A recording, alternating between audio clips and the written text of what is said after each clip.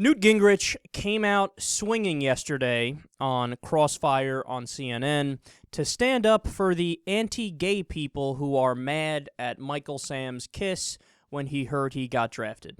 But take the case of Derek Ward, the retired Super Bowl champion. He's now getting death threats because of the following tweet. He tweeted, "I'm sorry, but that Michael Sam is no bueno for doing that on national TV. I'm fine with it being a new day and age, but for him to do that on national TV is disgusting, gay or not. Man, you got little kids looking at the draft.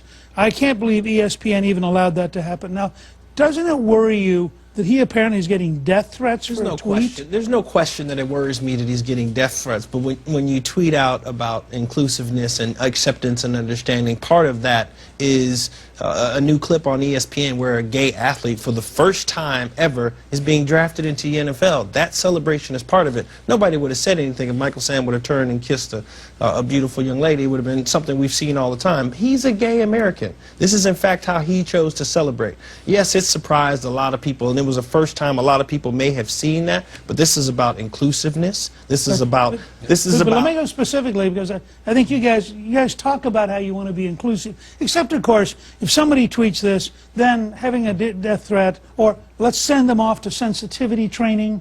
I mean, it strikes me that's repression.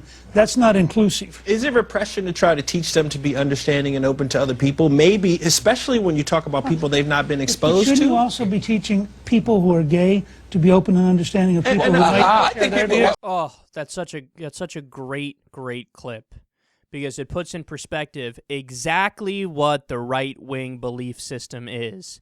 If you don't tolerate our intolerance, then you're the one that's intolerant. You're the one that's a bigot. You're the one with the problem.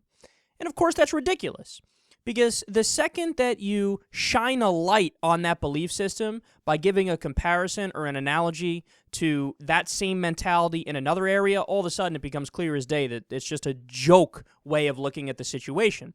So, for example, this is like saying back in the, excuse me, it's like saying back in the 1970s or 1960s, when people actually argued, and keep in mind there were court cases in the 1970s about this. It was just the 1970s that we finally cleared up this issue. There were plenty of people who said, look, we're against interracial marriage, okay?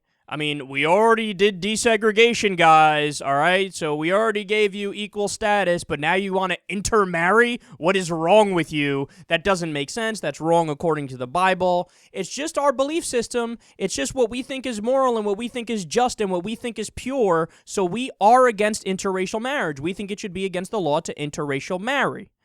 And, of course, people would come out and say, well, you're wrong, and you're bigoted if you believe that, and you're racist if you believe that. And the argument they're making is, oh, how dare you be intolerant to tell me that I can't be against interracial marriage? So they try to flip it. But it's such a bad job of flipping it because it's so transparent. It's like the old, well, I know what you are, but what am I argument that people use in second grade on the playground. Is that really the best you can come up with? But that's the sad reality, is that that's all these anti-gay people have nowadays, because they've been so thoroughly destroyed on the internet and in pop culture, and, you know, younger kids, they don't see this as an issue. They see it as like, it doesn't matter if you're against gay marriage. Okay, don't get gay married, but you can't take that away from them. You know, they view this issue as like this isn't in, you know, the spectrum of debate or the realm of debate. Like, this is a settled issue, but you guys just haven't fucking caught up yet.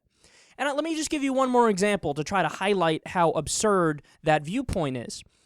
It's like saying, you know, when we look at Saudi Arabia and the fact that they don't let women drive and they need permission from a man to go outside, okay, and women are treated as property.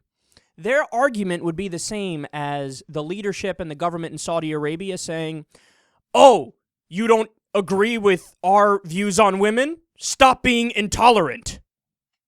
But you're the intolerant one, not us. You're the ones that are saying, hey, women can't go outside without men, and they're not allowed to drive, and we're going to actually treat you as second-class citizens.